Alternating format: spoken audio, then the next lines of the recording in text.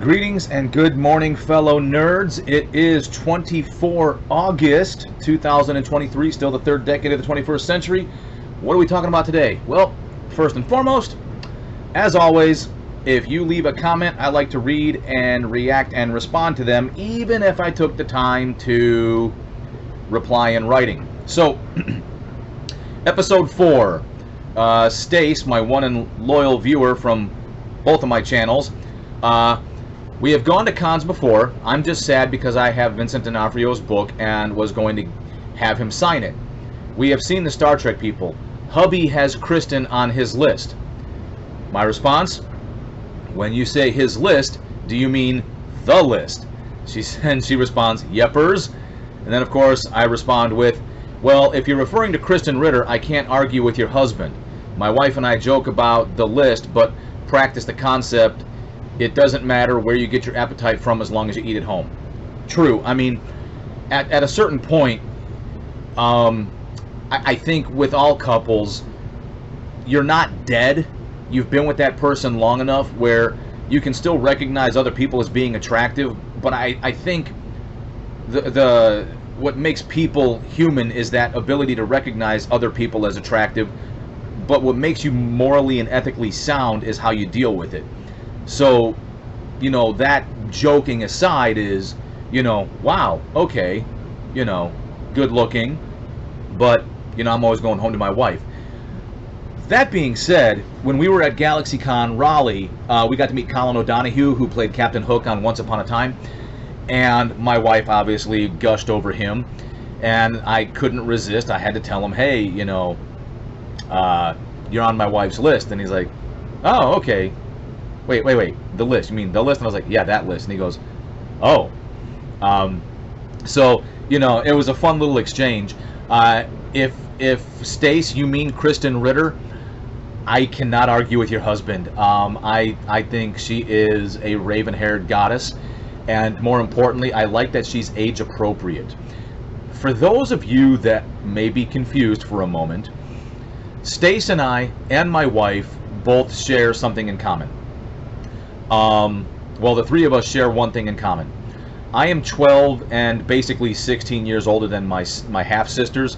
My wife has a niece that she's 11 years older than, and between the two of us, we spent a lot of time taking care of these people when they were much, much younger.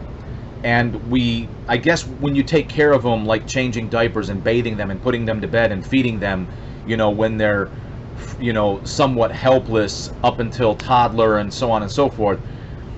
I don't know, maybe it just changes your view on things. Like, you don't see people of that age the same. And maybe some people do. I don't know. I'm curious from a nerd's perspective if you're similar to me. Like, I'm 47 now. So when I watch certain content and I see women, adult women, you know, women who have reached maturity, they are full-blown adults, they can do all the things that adults can do. If they're within that age bracket of my sisters or even younger now, I mean, my sisters are now 35 and 32, right? 31, 32 going on 33. No, 31 going on 32. Yeah, 31 going on 32. Wow, I can't keep that together. And of course, our niece, now that we're married, our niece is 33. And Stace even commented that if you're young enough for her to have babysat, she can't do it. And what ends up happening is, for my wife and I, we'll watch content and, you know, like, oh, you know, he's attractive or she's attractive. Like, okay, you know, and then we can't help. We have to look them up. And if they were born, I'd have to go as far as, even maybe as far as 87. If they were born in like 87 or later, like 88, 89, so on and so forth, it just feels dirty. It gets even worse. So I graduated high school in 94. That would have made me 18. So by 1996, when my wife graduated high school, I was 20. Now, granted, society doesn't necessarily deem it appropriate to have kids while you're a teenager. I think society, when they decided to create this this acceptable practice that you have to go to college in order to be successful, that essentially it wasn't acceptable to have kids until after college years, so like 22 and later. And I hate to say it, but I think I fell victim to that line of thinking as well, where, you know, decades earlier, you know, like my grandmother was, I think, engaged either before she ended high school, but she was married right out of high school. My grandmother was 40 years older than me, which means she was born in 1936. So that means in 1956 she was 20. So she was married and had my uncle by the time she was 19, and she had my mom by the time she was 21. And that was considered socially acceptable. But I digress, trying to keep it nerdy, right? I'm curious if anybody else is in a similar situation where you're at a point in your life right now where, as you watch content, as you entertain yourself and you allow a story to distract you from everything else that's going on, if you find yourself in a similar situation where you're like, oh, what an attractive person, I wonder how old they are, and then you come to find out that, you know, they're old enough to be your child. If you just are like, ugh. The most recent example, for those of you who are familiar with certain names, Florence Pugh played a character, not a character, but a real life person in the movie Oppenheimer. And there's a couple of scenes where she's either topless or full-blown nude. Not that you see anything below the waist. And I don't know what the point was, because for me at least, knowing how young she is, you know, it's one thing to like get a flash, like, oh, okay, she's naked, those are her breasts, roger that. Both scenes where she was at least topless, they seem to last and linger for a long time. Like, there's one particular scene where it's kind of like, how much longer is this going to persist? Like, is this really driving the story? Is this really integral to the story? Like, does this really help move the story forward?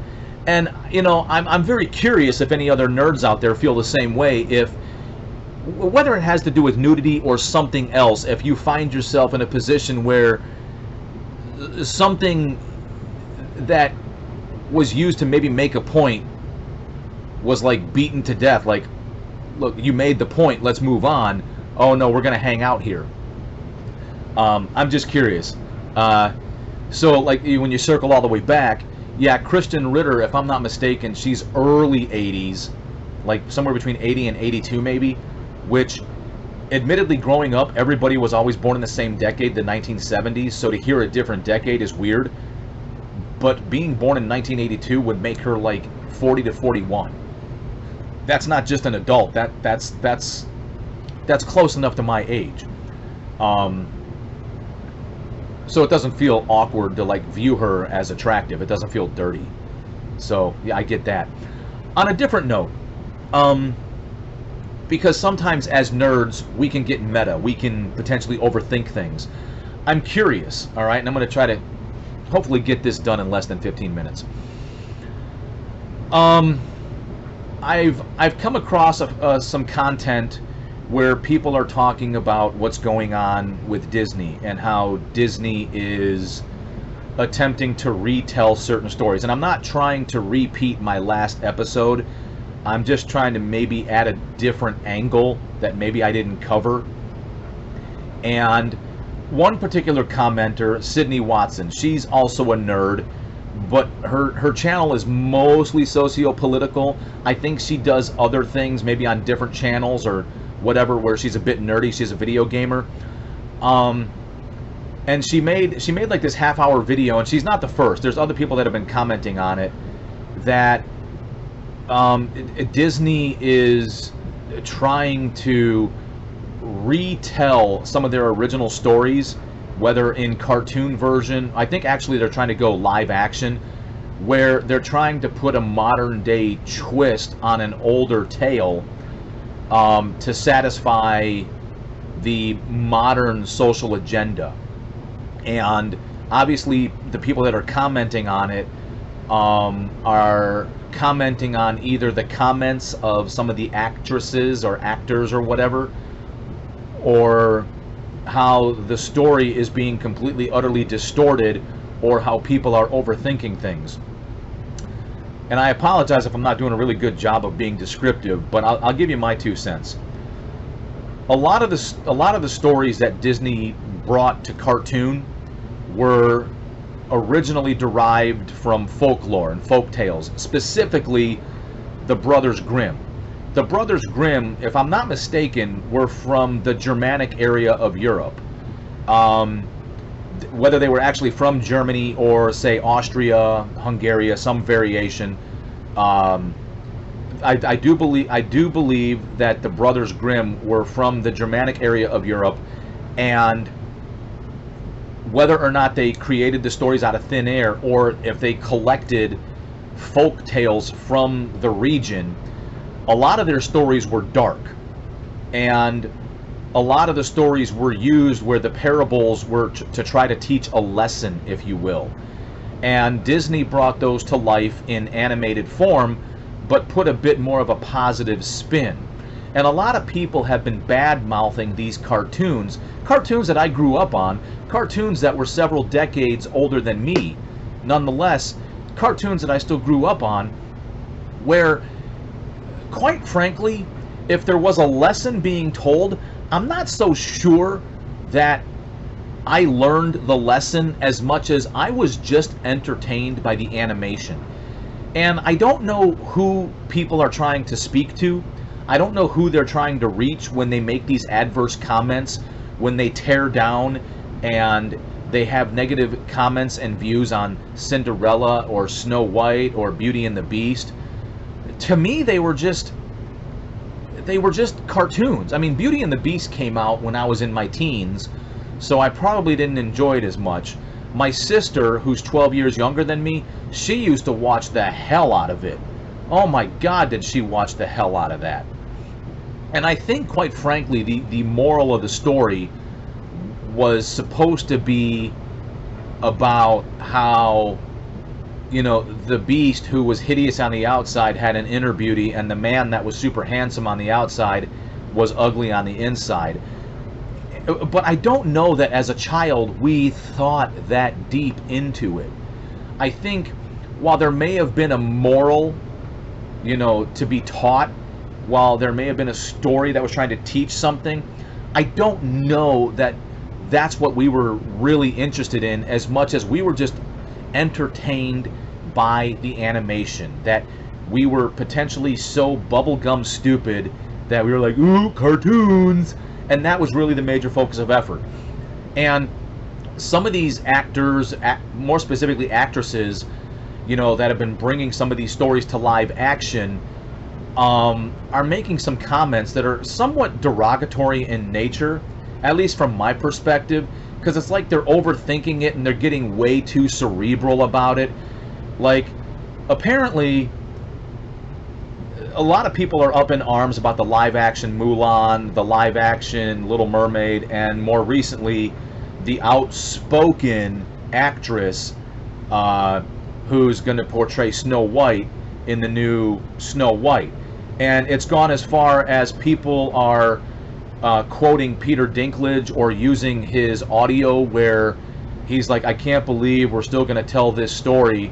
You know, haven't I furthered the cause for, you know, vertically challenged people? And it's like, dude, that's the story. That's, I mean, if you want to be more accurate, let's go directly to the source, the Brothers Grimm, and tell it that way. I mean, there was a live action, Snow White and the Huntsman, Snow White and something else, where, oh God, Kristen Stewart and Chris Hemsworth were in it. And it was dark. Charlize Theron was in it. And it was dark. I don't know how close it was to the Brothers Grimm, but, you know, nevertheless, I feel like people are overthinking it. I feel like people are putting way too much behind it, and it makes me wonder, are we just that bored? Are we running out of stuff? I mean, hypothetically, let's say, for instance, the Brothers Grimm made those stories up. Can't we make new stories? I mean, I'm not trying to repeat episode 4, but can't we make new stories? I mean, for the most part, a lot of us are tuning in to tune out. And if it's a good story and it's portrayed well, we're going to tune in. All right? But I just wonder if people are just overthinking it for the purpose of overthinking it because it's a great way to increase brand recognition. I don't know. But I'm curious to hear from you, nerds. You tell me what you think. And I promise if you do leave a comment, I will read, react, and respond. But that's really all I'm looking forward to. I don't care if you subscribe. I don't care if you like or hit the notification bell. I'm really just trying to create conversations. And now that the wife has gone back to work and my son starts school next week, I plan on cleaning this place up and putting more work into my Mandalorian cosplay. And I've been spending quite a bit of downtime trying to figure out Armorsmith. I'm still having some difficulties. I've watched quite a few videos on it on YouTube, and everybody makes it look belligerently simple, like biff, bam, boom, bada bing, done. And I can get as far as biff, maybe sometimes bang. I've managed to create an avatar. I can't seem to change the colors of my models, and I'm having even greater difficulty placing them on my avatar. Like, I'll take a Mandalorian chest plate and I'll try to put it on my avatar, and it goes inside my avatar. I don't know. I'm clearly doing something wrong. But once I get it figured out, I'll try to make a video for idiots like me, who are probably equally as stupid as I am. Like, here you go. Here's how this works. But I digress. Please leave a comment, and I promise I will read, respond, and react. And it is what it is. Let me know what you think. You're awesome.